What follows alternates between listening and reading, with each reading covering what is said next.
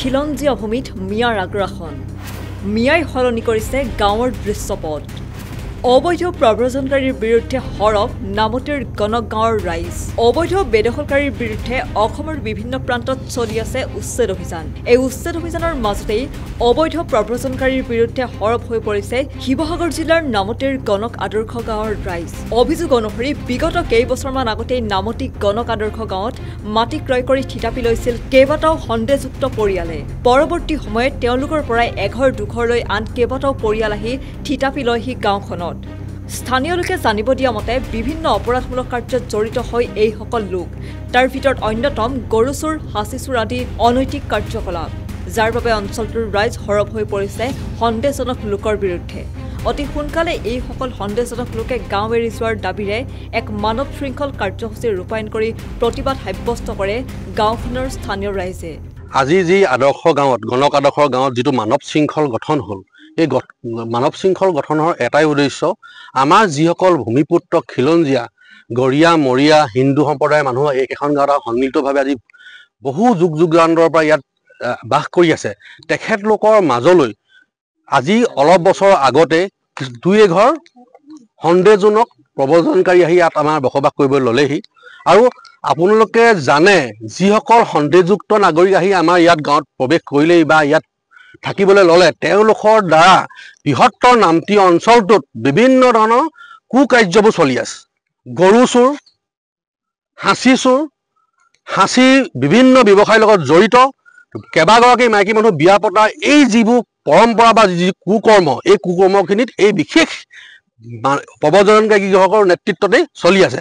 আৰু আমি সবতকৈ ভয়াৱহ পৰিস্থিতি হ'ব বুলি এইকাৰণে ভাবিছোঁ আমাৰ যি উঠি অহা প্ৰজন্ম সেই প্ৰজন্ময়ো যাতে সহজতে ধন ঘটাৰ যিটো ব্যৱস্থা তেওঁলোকে কৰিছে এইটো লৈ পিনে আমাৰ উঠি অহা প্ৰজন্মই আকৰ্ষিত হয় বুলি আমি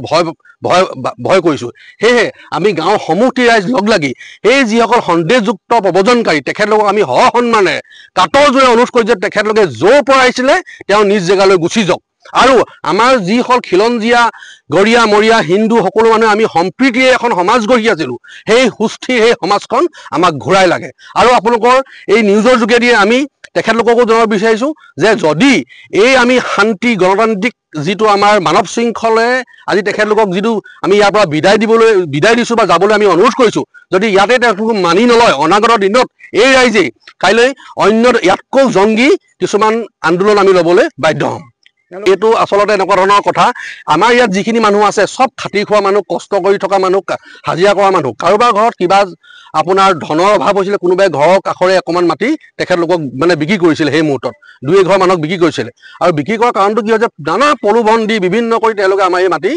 লৈ পিনি আমাৰ গাঁওখনত এই দুই চাৰি ঘৰ মানুহ সোমাই গ'লহি আৰু সোমাই যোৱাৰ কাৰণে তেখেতলোকে আমি ইয়াত বসবাস কৰি আছে আৰু আচৰিত কথাটো কি গম পায়নে তেখেতলোকে গোটেই আমাৰ গাঁৱৰ যিসকল বিশেষকৈ আমাৰ চাহ জনগোষ্ঠীৰ বহুত মানুহ আমাৰ আছে মানে যিসকল চাহ জনগোষ্ঠীৰ মানুহ আছে তেখেতলোকক কি কৰে মদ ভাং চিগাৰেট খুৱাই বিভিন্ন কুকৰ্ম কৰিবলৈ তেখেতলোকে ইনস্পায়াৰ্ড কৰে সেয়েহে আমাৰ উঠি অহা প্ৰজন্ম যাতে তেখেতলোকৰ এই কুকৰ্মৰ লগত যাতে জড়িত হৈ আমাৰ গাঁওখনক যাতে বিনষ্ট কৰি নেপেলায় তাৰ কাৰণে আমি তেখেতলোকক এতিয়াই হাতযোৰ কৰি আমাৰ গাঁওখন খালী কৰি দিবলৈ আমি অনুৰোধ জনাইছোঁ গাঁৱৰ খিলঞ্জীয়া আমি ভূমিপুত্ৰ আমি ইয়াত যিটো সমন্বয়ে বসবাস কৰি আছিলোঁ ইয়াৰ মাজত আহি কিছুমান অবৈধ প্ৰব্ৰজনকাৰী সোমালে আজি ইয়াৰ যোগেদি আমি তেখেতসকলক ইয়াৰ পৰা গুচি যাবৰ কাৰণে অনুৰোধ জনাইছোঁ আৰু আমি যিসকল ইয়াত খিলঞ্জীয়া আছোঁ আমাক শান্তিয়ে বসবাস কৰিবলৈ দিয়ক ইয়াৰ উদ্দেশ্য এইটোৱেই ৩-৪ ঘৰ আছে এইটো কেনেকৈ আহিলে কোন পদ্ধতিয়ে আহিলে আৰু কোনে দিলে আমি সেইটো নাজানো কিন্তু ইয়াত গুজে গজালি হ'ল হয়তো নিজৰ মাটি ইয়াতে ঘৰ বনাবলৈ দিলে থাকিলে তেনেদৰে তেখেতলোকে ইয়াতে খোপনি পুতিলে আজি প্ৰায়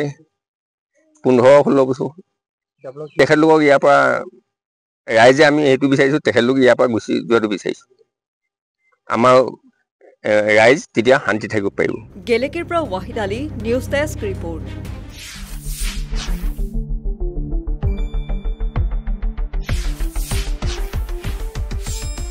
শুদ্ধ আৰু বিস্তৃত বাতৰিৰ বাবে চাই থাকক নিউজ ডেস্ক ৰিপৰ্ট।